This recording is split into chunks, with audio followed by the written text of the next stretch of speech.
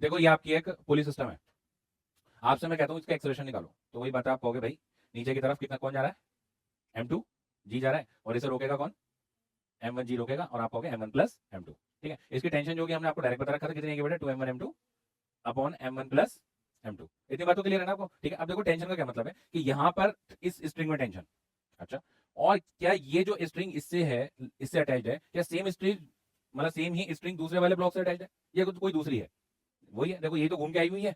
और जब तक स्ट्रिंग सेम रहेगी, जब तक स्ट्रिंग सेम रहेगी तब तक टेंशन सेम रहेगी। यानी इस ब्लॉक के लिए टेंशन लग रही है ऊपर, बोलो, इस ब्लॉक के लिए टेंशन लग रही है ऊपर। क्लियर बात हो रही है दोस्तों। हमने कहा ठीक बात, हमने कहा ये भी तो एक स्ट्रिंग है, ये वाली भी तो एक स्ट्रिंग है, इसका क्या हो रहा होगा, हमने कहा इसका एफबीडी बनाते हैं। हमने कहा ये ऐसे है, ठीक है, तो इस पे भी एक टेंशन लग रही होगी जिसको मैंने क्या नाम दे दिया, टी डैश।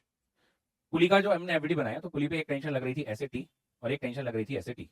बोलो बात समझ में आई, एक टेंशन लग रही थी ऐसे टी, एक टेंशन लग रही थी ऐसे टी, क्योंकि पुली आपकी मासलेस है, तो इसका मतलब ऊपर वाला फोर्स बराबर होगा किसके, नीचे वाले फोर्स के। तो ऊपर कितना फोर्स है बेटा, टी डैश, और ये नीचे कितना है, टी प्लस टी, तो ये कितना हो जाएगा, T dash is equal to, यानी अगर ये टी टी टी बन रहा है तो ये 100% 2t ही बनेगा, ये 2t ही बनेगा अगर आपकी पुली मास लेस है। अभी जो हम जितने भी क्वेश्चन कर रहे हैं सब में पुली हमारी मास लेस है।